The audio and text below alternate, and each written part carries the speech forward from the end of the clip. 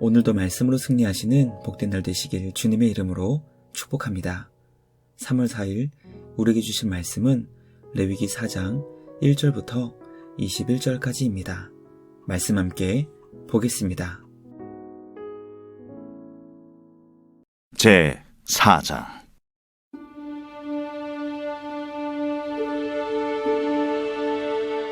여호와께서 모세에게 말씀하여 이르시되 이스라엘 자손에게 말하여 이르라. 누구든지 여호와의 계명 중 하나라도 그릇 범하였으되 만일 기름 부음을 받은 제사장이 범죄하여 백성의 허물이 되었으면 그가 범한 죄로 말미암아 흠없는 수송아지로 속죄 제물을 삼아 여호와께 드릴지니 그 수송아지를 회막문 여호와 앞으로 끌어다가 그 수송아지의 머리에 안수하고 그것을 여호와 앞에서 잡을 것이요 기름 부음을 받은 제사장은 그 수송아지의 피를 가지고 회막에 들어가서 그 제사장이 손가락에 그 피를 찍어 여호와 앞 곧 성소의 휘장 앞에 7번 뿌릴 것이며 제사장은 또 그 피를 여호와 앞 곧 회막 안 향단 뿔들에 바르고 그 송아지의 피 전부를 회막문 앞 번제단 밑에 쏟을 것이며 또 그 속죄 제물이 된 수송아지의 모든 기름을 떼어낼지니 곧 내장에 덮인 기름과 내장에 붙은 모든 기름과 두 콩팥과 그 위에 기름 곧 허리 쪽에 있는 것과 간에 덮인 거풀을 콩팥과 함께 떼어내되 화목제 제물의 소액에서 떼어냄 같이 할 것이요 제사장은 그것을 번제단 위에서 불사를 것이며 그 수송아지의 가죽과 그 모든 고기와 그것의 머리와 정강이와 내장과 똥 곧 그 송아지의 전체를 진영 바깥 재버리는 곳인 정결한 곳으로 가져다가 불로 나무 위에서 사르되 곧 재버리는 곳에서 불사를지니라. 만일 이스라엘 온 회중이 여호와의 계명 중 하나라도 부지 중에 범하여 허물이 있으나 스스로 깨닫지 못하다가 그 범한 죄를 깨달으면 회중은 수송아지를 속죄죄로 드릴지니 그것을 회막 앞으로 끌어다가 회중의 장로들이 여호와 앞에서 그 수송아지 머리에 안수하고 그것을 여호와 앞에서 잡을 것이요 기름 부음을 받은 제사장은 그 수송아지의 피를 가지고 회막에 들어가서 그 제사장이 손가락으로 그 피를 찍어 여호와 앞 휘장 앞에 7번 뿌릴 것이며 또 그 피로 회막 안 여호와 앞에 있는 제단 뿔들에 바르고 그 피 전부는 회막문 앞 번제단 밑에 쏟을 것이며 그것의 기름은 다 떼어 제단 위에서 불사르되 그 송아지를 속죄죄의 수송아지에게 한 것 같이 할지며 제사장이 그것으로 회중을 위하여 속죄한즉 그들이 사함을 받으리라. 그는 그 수송아지를 진영 밖으로 가져다가 첫 번 수송아지를 사름같이 불사를지니 이는 회중의 속죄의 제니라. 말씀의 제목은 속죄제 그 첫 번째 시간으로 제사장과 회중입니다.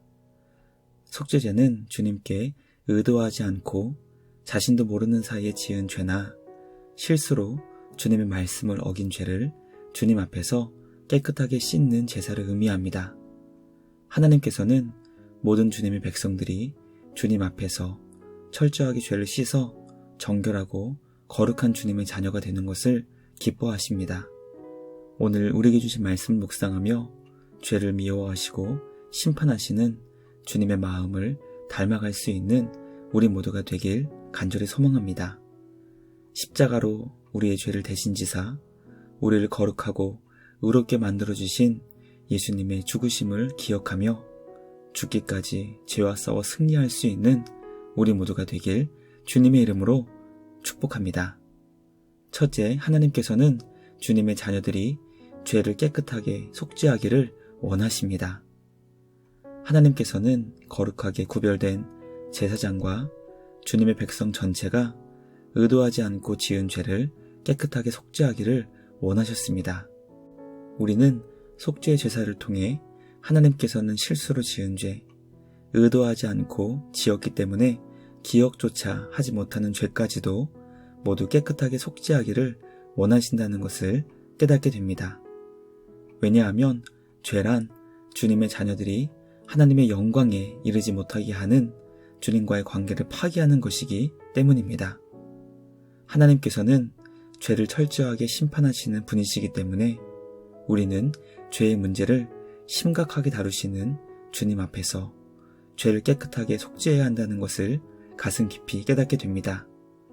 과연 우리는 죄를 멀리하며 죄를 범하지 않도록 철저하게 주님의 도우심을 구하고 있는지 날마다 우리 믿음의 삶을 진지하게 점검할 수 있기를 간절히 소망합니다.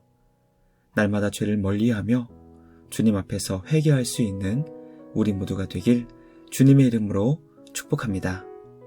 둘째, 하나님께서는 죄로 인해 더러워진 성소를 깨끗하게 씻기를 원하십니다. 레위기는 우리의 죄가 결코 개인의 문제가 아님을 가르쳐주고 있습니다. 이것은 매우 놀라운 말씀입니다. 죄가 주님께 제사하는 거룩한 성소를 더럽히기 때문에 제물의 피로 성소를 깨끗하게 씻어야 한다는 것을 말씀을 통해 깨닫게 됩니다. 하나님께서는 제사장이 제물의 피를 성소 휘장에 7번을 뿌려 죄로 더러워진 휘장을 깨끗하게 해야 한다고 말씀하십니다.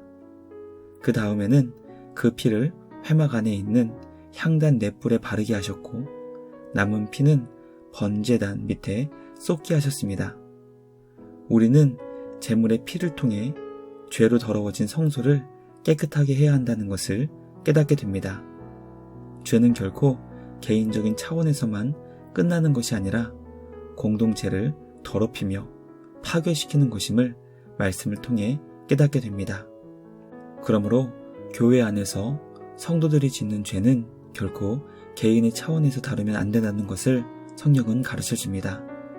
죄로 인해 교회 공동체의 거룩함이 오염된다는 것을 기억하며 교회의 거룩함을 회복할 수 있도록 주님의 은혜를 간구하는 우리 모두가 되길 간절히 소망합니다. 죄에 민감한 교회와 성도들이 되길 간절히 기도하는 것입니다. 하나님께서 기뻐하시는 거룩하고 복된 교회 공동체를 세워나갈 수 있는 우리 모두가 되길 주님의 이름으로 축복합니다. 마지막 셋째, 속죄 제사는 말씀을 통해 죄를 깨닫게 된 공동체만이 할 수 있었습니다. 이스라엘 온 회중을 위한 속죄 제사에 대한 말씀 가운데 특별한 말씀을 발견하게 됩니다. 그것은 바로 이스라엘 온 회중이 주님의 계명 중 하나라도 부지 중에 범하여 허물이 있지만 스스로 깨닫지 못하다가 그 범한 죄를 깨닫게 되었을 때 속죄의 제사를 드리라는 말씀입니다. 이것은 이스라엘 온 회중이 언제 주님께 속죄의 제사를 할 수 있었는지 알려주시는 말씀입니다. 이스라엘 온 회중이 그들이 지은 죄를 깨닫지 못하고 있다가 주님의 말씀을 통해 죄를 깨닫게 되었을 때 속죄의 제사를 할 수 있었던 것입니다. 우리는 이것을 통해 교회 공동체가 말씀 앞에 깨어 반응하는 것이 얼마나 귀한 것인지 깨닫게 됩니다. 교회 공동체가 말씀 앞에 깨어 있어 반응하지 못한다면 공동체의 죄를 발견하지 못하게 될 것이고 그것은 결국 공동체를 죄로 오염시키며 하나님의 두려운 심판을 받게 만들 것입니다. 그러므로 말씀을 통해 지금 우리 공동체가 죄에서 떠나 거룩하고 정결한 그리스도의 신부된 사명을 잘 감당하고 있는지 점검할 수 있는 우리 모두가 되길 간절히 기도합니다. 우리 교회가 살았다 하는 이름만 가진 교회가 아니라 정말 말씀 앞에 살아있는 교회가 될 수 있도록 주님의 놀라운 은혜를 구하는 우리 모두가 되길 주님의 이름으로 축복합니다. 묵상을 마치며 함께 기도하겠습니다. 하나님 아버지, 우리 모두를 죄악으로부터 지켜주시고 날마다 정결하고 거룩한 주님의 몸된 교회가 되게 하여 주시옵소서. 실수라도 주님의 말씀을 어기지 않게 하시고 주님 안에서 말씀에 순종하며 하나님의 뜻을 이뤄가는 우리 모두가 되게 하여 주시옵소서. 오늘도 주님의 은혜 안에서 거룩한 교회를 함께 세워나갈 수 있는 우리 모두가 될 수 있도록 주여 은혜를 베풀어 주시옵소서. 하나님께서 기뻐하시는 교회 공동체를 세워 이 땅에 하나님 나라를 세워나갈 수 있는 우리 모두가 되게 하여 주시옵소서. 주님께 감사와 찬양을 드리며 우리를 구원하신 예수님의 이름으로 기도드리옵나이다. 아멘. 오늘도 주님과 함께 말씀으로 승리하시는 복된 날 되시길 주님의 이름으로 축복합니다.